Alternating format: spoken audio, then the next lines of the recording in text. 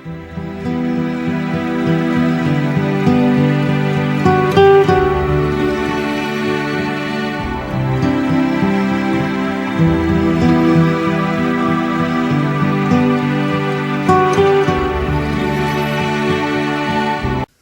perdão dos pecados é uma das bênçãos que Israel desfrutará sobre a nova aliança, pois esta é a promessa dada em Jeremias capítulo 22, versículo 34.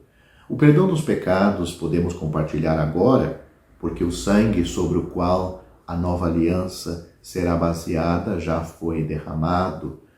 Eu digo Israel como nação, porque hoje um israelita pode ter o perdão dos seus pecados, desfrutando desta aliança, que será para a nação como um todo. Sobre a lei, tal favor era desconhecido até que o próprio Senhor veio e o anunciou. Até então, Deus se mostrou misericordioso ao conceder o perdão por um ato de pecado, qualquer que seja o pensamento do homem, se o sacrifício designado fosse levado ao seu altar e ali tratado corretamente. Você pode ler sobre esse sacrifício e os pecados que poderiam ser atingidos pelos sacrifícios em Levítico capítulos 4 e 5.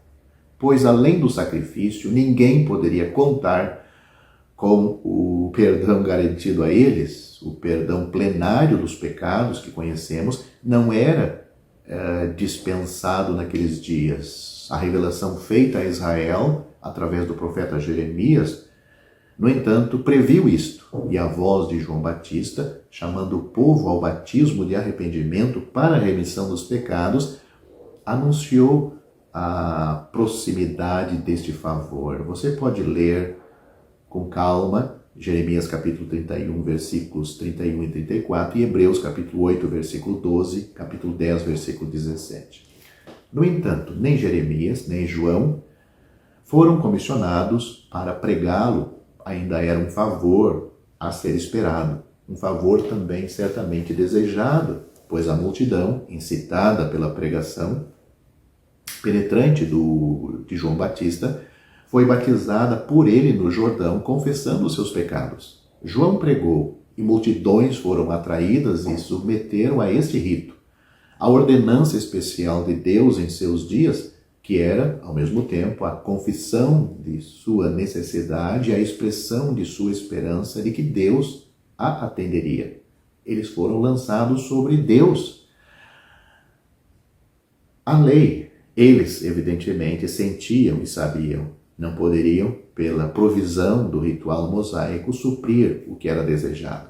Então, o altar de Deus não era o centro para o qual todos agora dirigiam seus pensamentos, nem os sacerdotes estavam sobrecarregados com uma multidão de ofertas pelos pecados para serem devidamente tratados em nome de consciências sobrecarregadas de pecados. Todas as classes se voltaram para outro lugar, até mesmo para o Jordão, onde estava um sacerdote da casa de Arão proclamando determinada e efetivamente a necessidade de arrependimento e do batismo por ele, se alguém desejasse desfrutar do perdão de seus pecados. Esta pessoa era João. Foi um momento agitado em um novo capítulo na história do relacionamento de Deus com seu povo, inalterado em sua natureza, mantendo em toda a sua altura o padrão de santidade. Deus estava preparando o seu povo para uma participação na plenitude de sua graça. O batismo apontou seus ouvintes para o próximo advento do próprio Jeová, vindo a um povo que confessou ter pecados, mas não para condená-lo, mas para abençoá-lo. Leia o discurso de Pedro em Atos capítulo 3, versículo 26. Seu ministério foi levado por Deus para preparar para o Senhor um povo bem disposto. Estou falando agora de João Batista. O ministério dele foi para levar o povo, preparar o povo para o Senhor, que esse povo estivesse bem disposto a receber o Senhor Jesus. Por fim, o Senhor apareceu e fez o que João não pôde. Ele anunciou o perdão dos pecados, mas apenas tanto quanto sabemos para alguns indivíduos durante o curso de seu ministério entre os homens. A todos os batizados por João, ele não o proclamou. Não sabemos que ele fez isto com qualquer um deles, ou seja, não sabemos que o Senhor Jesus tenha feito com qualquer um, anunciando o perdão a estes de João Batista, esses discípulos dele. Sabemos que para a mulher na casa do fariseu ele declarou isto, e que em seu ministério público ele manteve viva a esperança disso. Mas aquela mulher samaritana em João capítulo 4, ele garantiu isso. Isso além de qualquer oferta a ser levada por ela ao altar de Deus para procurá-la. Nenhum sacrifício que ela pudesse ter levado a Jerusalém poderia ter de forma alguma atender à sua necessidade. O pecado presunçoso não era previsto pela lei. Portanto, o favor que lhe foi concedido é de grande interesse para todos nós. Foi um penhor do Evangelho da graça de Deus, que agora pode ser proclamado livre e plenamente a todos na terra. Até agora, no entanto, apenas alguns indivíduos poderiam conhecê-lo, e eles ouviram isso da própria boca do Senhor Jesus. A alegria era dele, e com razão de contar a uma criatura miserável e culpada sobre o perdão dos pecados, realmente baseado na aceitação de Deus do verdadeiro sacrifício, o Cordeiro de sua própria provisão, seu Filho bem-amado. Novo, de fato, para aqueles familiarizados com a carta da revelação do Antigo Testamento, foi tal anúncio. Os raciocínios de seus corações expostos a nós atesta isto. Você pode ler sobre este evento novo em Marcos capítulo 2, versículos 6 e 7, e Lucas capítulo 7, versículo 49. Sua morte se aproximava, a morte do Senhor Jesus. Sua última noite antes de sua cruz estava chegando. A sós com os 12, no cenáculo come a Páscoa. E na instituição da sua ceia, com os 12, o Senhor complementou a revelação feita por meio de Jeremias ao anunciar que no derramamento do sangue de quem repousaria a nova aliança, falando de si mesmo. Mateus capítulo 26, versículo 28. Era apropriado que ele declarasse isto. Uma alegria segura para seu coração que estava prestes a sofrer agonia e morte na cruz para manter imaculada a santidade de Deus e permitir que a graça divina fluísse em justiça para o mais vil e aos perdidos. Mas 3 dias e seus discípulos seriam comissionados por ele a pregar amplamente a qualquer um, a todos que recebessem o perdão dos pecados em seu nome, começando em Jerusalém. Isso está em Lucas capítulo 24, versículo 47. 6 semanas depois, o Evangelho da graça de Deus começou a ser proclamado. Um Evangelho adequado para todas as raças, classes e eras entre o Pentecostes e o arrebatamento. Começando em Jerusalém, ou começando por Jerusalém. Tal foi o anúncio do Senhor quando ressuscitou dentre os mortos pela glória do Pai. Crucificado em fraqueza, ele havia sido agora vivificado no Espírito Santo e prestes a ascender a seu Pai para sentar-se à direita de Jeová até que seus inimigos fossem postos por escabelo de seus pés. Ele desejou que na própria cidade de sua rejeição, o lugar de sua humilhação mais pública, as boas novas do perdão dos pecados por meio de seu sangue devesse ser proclamado primeiro.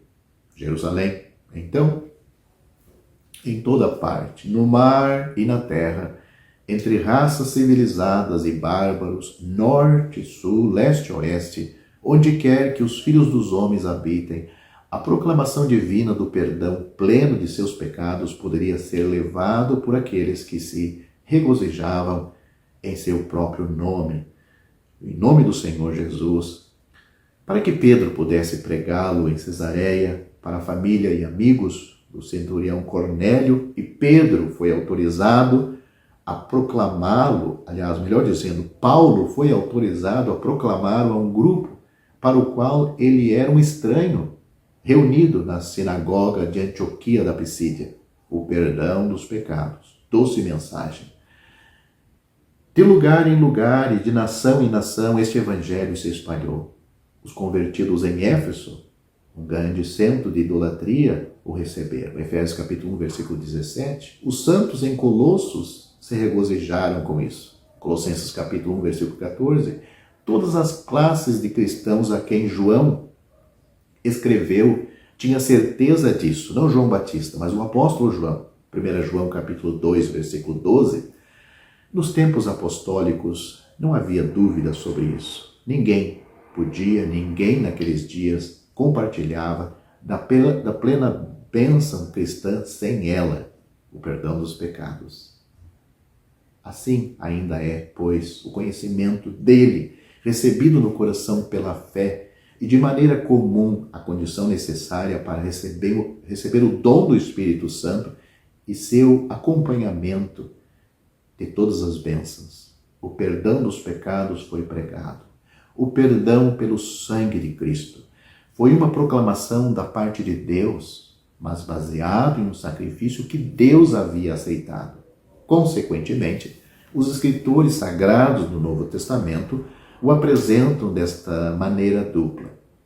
Eles se declaram os portadores desta proclamação, que foram autorizados a apresentar, como está em Atos capítulo 13, versículo 38, e apontaram para a aceitação de Deus do sacrifício do Senhor Jesus Cristo em atestação da verdade dela, como temos em Hebreus capítulo 10, versículos 11 e 12. Nos tempos do Antigo Testamento era diferente. Havia pecados pelos quais uma oferta pelo pecado poderia ser trazida. Havia aqueles para os quais não havia nenhum sacrifício sobre a lei, e a penalidade para tais pecados era a morte, como nós temos um exemplo em Números capítulo 15, versículos 30 a 31. Deus pode, é claro, agir com misericórdia em tais casos e perdoar. Às vezes ele o fazia. Sob tais circunstâncias, nenhuma oferta pelo pecado poderia ser oferecida, mas o pecador poderia ter certeza do perdão pela simples autoridade da palavra de Deus. Para um exemplo disso, podemos ler em uma história bíblica em 2 Samuel capítulo 12. Davi havia cometido um pecado de imoralidade no caso da esposa de Urias e pela morte dele, e era culpado diante de Deus de adultério e assassinato, e os sacrifícios mosaicos não previam perdão para isto. Foi uma grande mancha em sua vida e Deus não poderia ignorá-la. Tudo deve sair à luz. Então Natã, o profeta, visitou o rei, e vemos como a justiça e a misericórdia de Deus brilharam neste caso. A justiça exigia o trato com Davi por causa de seus pecados. A misericórdia moveu Deus a enviar o profeta ao rei a respeito desses assuntos. Então não foi a primeira vez que Natã foi comissionado para visitar. Melhor dizendo, esta não foi a primeira vez que Natã foi comissionado para visitar Davi, nem foi a última, como veremos. Mas o serviço para o qual o profeta foi enviado agora exigia, humanamente falando, grande tato. Não era de forma alguma invejável. Davi não havia demonstrado nenhum sinal de arrependimento pelos atos que ele cometeu. Nenhuma expressão de contrição, é claro, passou pelos lábios de Davi. Meses se passaram, mas a confissão a Deus não foi feita, e o profeta sabia muito bem disto. Como tratar desse assunto? Aprende-se aqui como um santo, como uma pessoa salva pode cair e como a consciência pode se tornar entorpecida. Vamos apontar o dedo para Davi? Alguém que realmente que se conhece a si mesmo pode acusá-lo? Se alguém responder afirmativo, devemos lembrar tal pessoa da admoestação apostólica: aquele que pensa estar em pé, veja que não caia. 1 Coríntios capítulo 10, versículo 12. O que nós somos? O que devemos fazer se cairmos em tentação? Observe-se também, antes de prosseguirmos, que foi Deus que buscou a Davi, e não era Davi buscando a Deus. O profeta se aproximou do rei. Aquele que tinha a mente de Deus o visitou, em cuja mão havia colocado a espada do julgamento. Agora, face a face, o profeta de Deus, confrontando o ministro de Deus, com um tato maravilhoso, ele leva o rei a julgar realmente a si mesmo, inconsciente do que parece ao fazê-lo, da atrocidade de sua culpa. A raiva de Davi foi acesa contra o suposto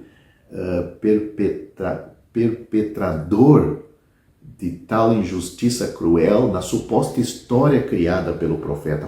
Pois foi assim que o profeta começou. Contou uma história para Davi, uma história de injustiça. Davi poderia ficar indignado com a conduta de outro, alheio à sua, mas ele deve julgar a si mesmo antes que a graça lhe seja concedida. A sentença saiu de Davi apenas para ele saber que o juiz era o criminoso. Ele era o homem culpado. A esposa de Urias era a única ovelhinha. E agora a história secreta da morte de Urias se destacou exposto a todo mundo, está à vista de todos. O homem que fez isto certamente morrerá, disse Davi. Tu és o homem. Foi a réplica rápida do profeta Natã. Urias caiu em batalha, que todo Israel sabia, mas a razão disso, um segredo, provavelmente entre Joabe e Davi até então, agora saiu à vista de todos. Você feriu Urias, o heteu, com a espada e tomou sua esposa para ser sua esposa e o matou com a espada dos filhos de Amon. 2 Samuel capítulo 12, versículo 9. A história dessa iniquidade foi revelada. Deus tinha visto tudo. Deus se lembrou de tudo. Deus deveria condenar Davi por isto. Certamente, condenar, sim, deveria. Não para levá-lo ao desespero, mas para levá-lo ao arrependimento. É assim que Deus age com o crente e com o descrente. Não havia espaço para equívocos ou desculpas. Feriste Urias, o heteu, com a espada.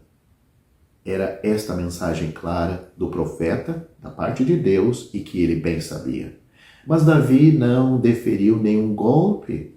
Não foi Davi que matou Urias. Urias morreu como soldado pelas mãos do inimigo. Davi havia encobertado seus pecados com tal desculpa? Se ele tivesse, ele não poderia mais fazer isso. Tu o mataste com a espada dos filhos de Amon, era a palavra cuja verdade ele não podia negar.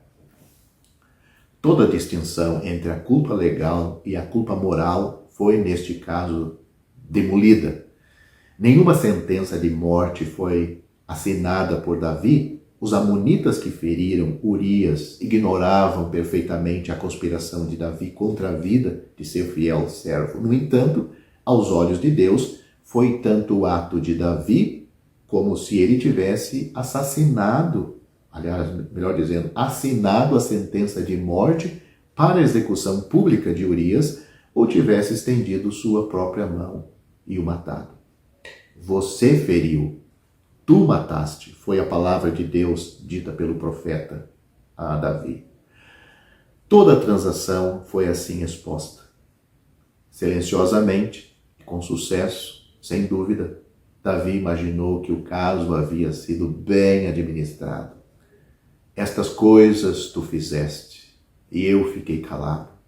Tu pensavas que eu era totalmente igual a ti, mas eu te repreendo e os porei em ordem diante dos teus olhos. É assim que o Salmo 50, versículo 21, declara como Deus age.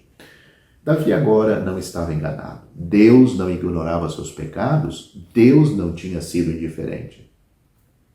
Certamente há alguns que, desde a época de Davi, agiram com infidelidade, embora sem serem descobertos até aqui. Todo crime não é descoberto na terra. O mesmo olho, entretanto, que testemunhou as ações de Davi, observa as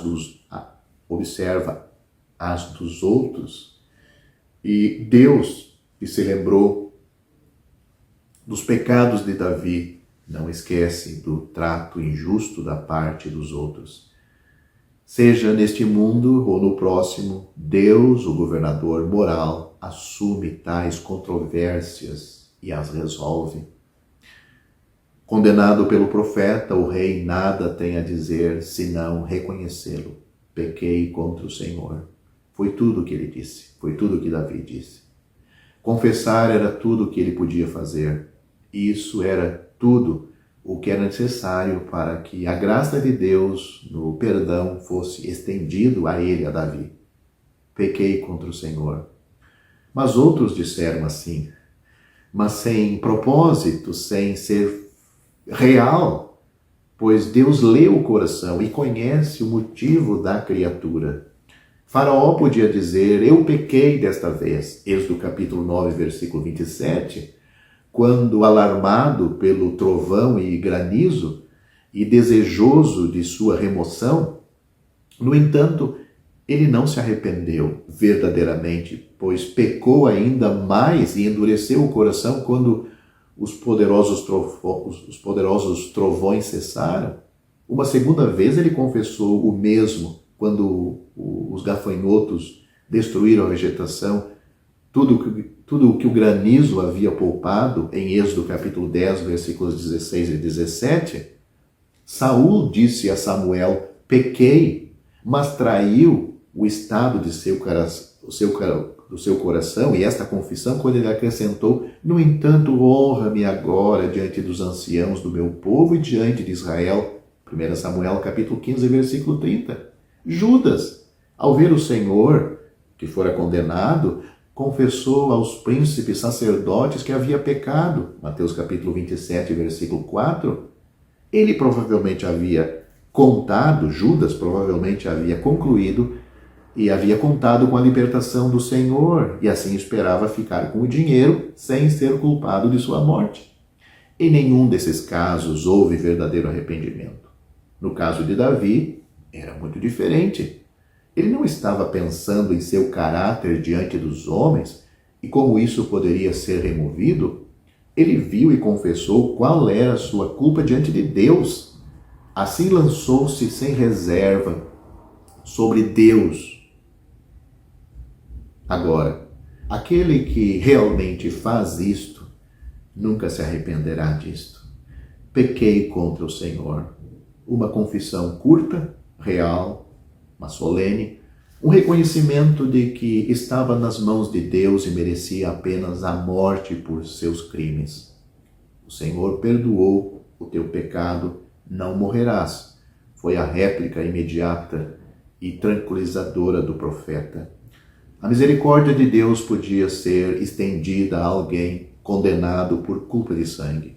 A lei não poderia atender o caso. A lei declarava a morte para tais casos. A lei exigia a morte de Davi em duas acusações, de adultério e de assassinato. Você pode ler e confirmar isto na lei de Deus, que valia para Davi. Levítico capítulo 20, versículo 10 e Números capítulo 35, versículo 31. Nenhum sacrifício poderia ser oferecido, pois ele havia pecado presunçosamente. Salmo capítulo 51, versículo 16, Números capítulo 15, versículos 30 e 31. Não havia nada para ele a não ser a misericórdia soberana de Deus. Isso poderia ser estendido a ele?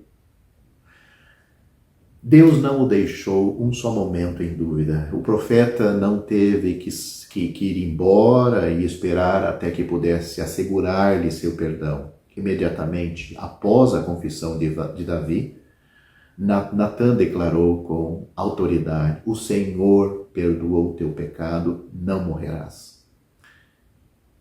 Em que poderia descansar o condenado?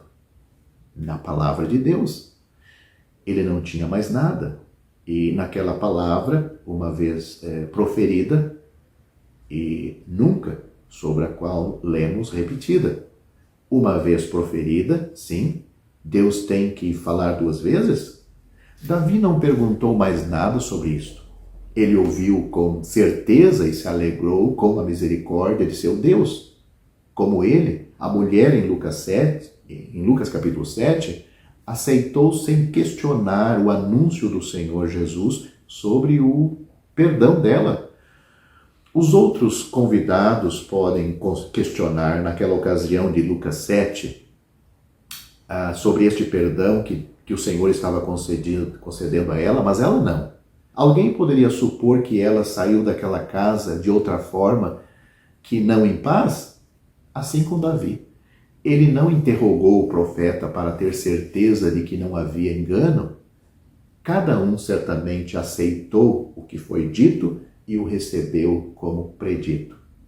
Isso não era honra a Deus? Isso não era honrar a Deus? A criatura curvando-se prontamente e com simplicidade à palavra do Criador? Será que não era isto?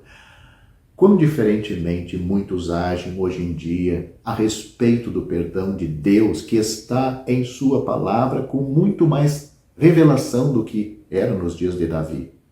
Quão diferentemente muitos ainda agem, tão lamentando para receber a mensagem do Evangelho, tão lentos para se curvar à proclamação irrestrita do perdão. Atos capítulo 13, versículo 38. Davi não tinha nada além da palavra de Natan. Temos a palavra do Senhor Jesus Cristo, Lucas capítulo 24, versículo 47, e a revelação da aceitação de Deus e de seu sacrifício na cruz, Hebreus capítulo 10, versículos 11 e 12. O que mais poderia desejar aqueles a quem se prega o perdão dos pecados? Tudo o que tinha que ser feito já foi feito. Nada mais será fornecido para garantir a certeza. Se a palavra de Deus não é confiável, para que serve ou a que serve a revelação divina? Se a aceitação do sacrifício de Deus em nosso nome não é suficiente, o que será? O que pode ser? O Senhor perdoou o teu pecado, declarou o profeta. Esta era a palavra de Deus. Deus, o único que poderia fazer isso, o havia feito. Davi não pode fazê-lo. Natan também não. Deus poderia e o fez. Então, nunca poderia ser imputado os seus pecados a Davi novamente. Isso ele entendeu, Salmo capítulo 32, e disso o apóstolo nos lembra em Romanos capítulo 4, versículo 8. Sabemos, portanto, que os pecadores podem ter certeza de qualquer imputação de culpa que recaia sobre eles pelo que fizeram. O Senhor perdoou teus pecados, foi a palavra a Davi. Não me lembrarei mais dos seus pecados e iniquidades. É a palavra de Deus para nós hoje. Hebreus capítulo 10, versículo 17. O perdão é total e eterno. Entretanto, não isenta os súditos dele de lidar com eles no governo divino. Davi teve que experimentar isso até o fim de sua vida. A criança nascida para ele pela esposa de Urias, fruto daquele pecado, deveria morrer. E a espada nunca deveria ser afastada de sua casa. Disso, Amon, Absalão e Adonias, filhos de Davi, foram exemplos. Tratos governamentais com os salvos por causa de seus erros, no entanto, terminam com esta vida, na hora da morte. O favor de Deus para nós, baseado no sacrifício de Cristo, dura para sempre. Disso Deus assegura seu povo. Aquela entrevista entre Natã e Davi terminou. Deus feriu a criança e a criança morreu. Posteriormente, Salomão nasceu. Novamente, Natã, por direção de Deus, visitou ao rei, segundo Samuel capítulo 12, versículos 24 e 25, não para reviver a lembrança de sua culpa, mas para assegurar-lhe a continuação do favor divino. Betseba novamente deu à luz um filho, e Davi chamou seu nome Salomão, conforme previamente instruído por Deus, em 1 Crônicas capítulo 22, versículo 9. O penhor, com seu nome, indicava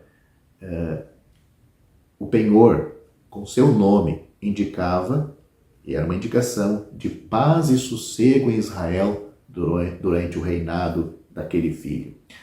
Mas o Senhor o amou, lemos, e ele enviou pela mão do profeta Natã e chamou o seu nome Jedidias, ou seja, o significado deste nome, que foi dado a Salomão também, amado de Jeová, que prova comovente e eterna da graça da parte de Deus e de seu desejo de tranquilizar seu servo a respeito disso. O nome Salomão fala do caráter de seu reinado. O nome Jedidias garantiu a Davi que seu filho era um objeto do amor de Jeová.